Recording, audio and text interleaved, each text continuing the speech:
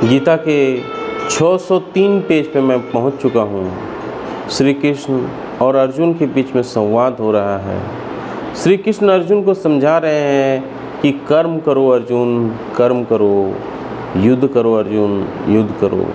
और अगर तुम कर्म नहीं करोगे, अगर तुम युद्ध नहीं करोगे, तुम्हारा सर्वनाश हो जाएगा, तुम विनिष्ट हो जाओगे, यू आर फिनिश्ड। यहाँ पे श्री कृष्ण जी समझाना चाहते हैं अर्जुन को कि हर हाल में तुम्हें कर्म करना ही होगा और हर हाल में युद्ध तुम्हें करना ही होगा।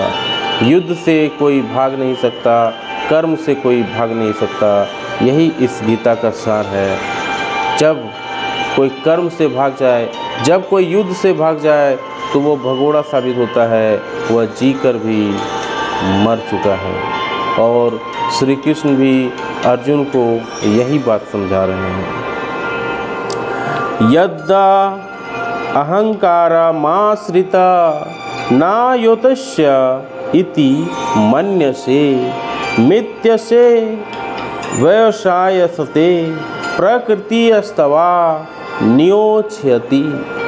यानी यदि तुम मेरे निर्देशानुसार कर्म नहीं करते, यानी what ever I am directed you, if you don't follow the rule, if you don't follow the work, और युद्ध में प्रवृत्त नहीं होते, यानी अगर आप युद्ध नहीं करते, if you don't do war, तो तुम कुमार्ग पर जाओगे। Then you will go in false way, wrong वे।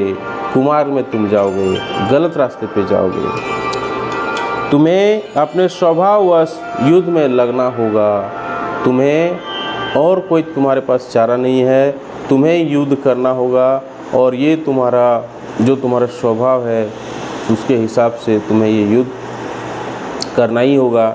ये श्री कृष्ण अर्जुन को समझा रहे हैं कि ये युद्ध तो तुम्हें करना ही होगा। अर्जुन एक सैनिक था और क्षत्रिय स्वभाव लेकर जन्मा था, अतएव उसका स्वभाव कर्तव्य था कि वह युद्ध करे, क्योंकि अर्जुन जो था एक क्षत्रिय था और उसका स्वभाव क्षत्रिय का, जो हम पहले ही बता चुके हैं, क्षत्रिय का धर्म होता है लड़ना, युद्ध करना।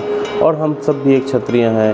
ये जो श्री कृष्ण जी यहाँ बार बार हम समझाना चाहते हैं कि श्री कृष्ण अर्जुन से नहीं बोल रहे हैं, हम लोगों से बोल रहे हैं, आपसे बोल रहे हैं, हमको बोल रहे हैं, मुझको बोल रहे हैं। तो अर्जुन को भी जो बोल रहे हैं कि तुम क्षत्रिय है, तुम युद्ध करो, तुम भाग नहीं सकते।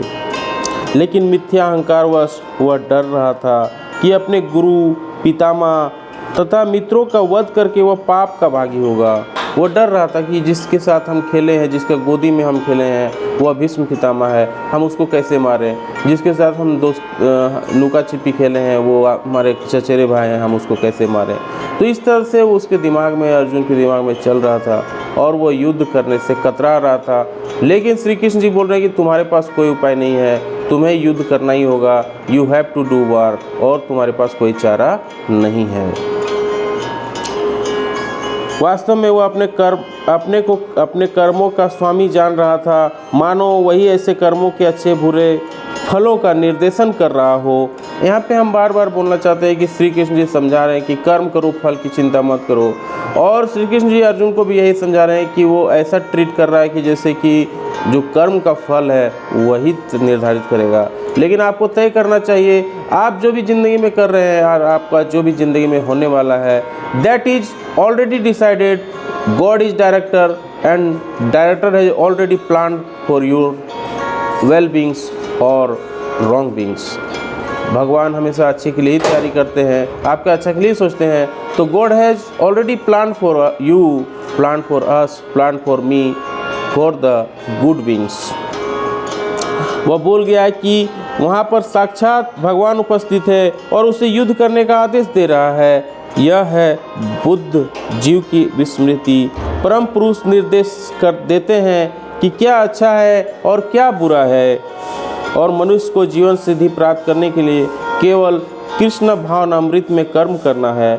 कोई भी अपने भाग्य का निर्णय ऐसे नहीं कर सकता जैसे भगवान कर सकते हैं। अतएव सर्वोत्तम मार्ग यही है कि परमेश्वर से निर्देश प्राप्त करके कर्म किया जाए। तो कर्म करना के अलावा आपके पास कोई रास्ता नहीं है, कर्म आपको करना होगा। यही जीवन का सार है। उम्मीद है वीडियो अच्छी लगी, लाइक एंड शेयर जरूर करें। जय हिंद, वंदे मातरम।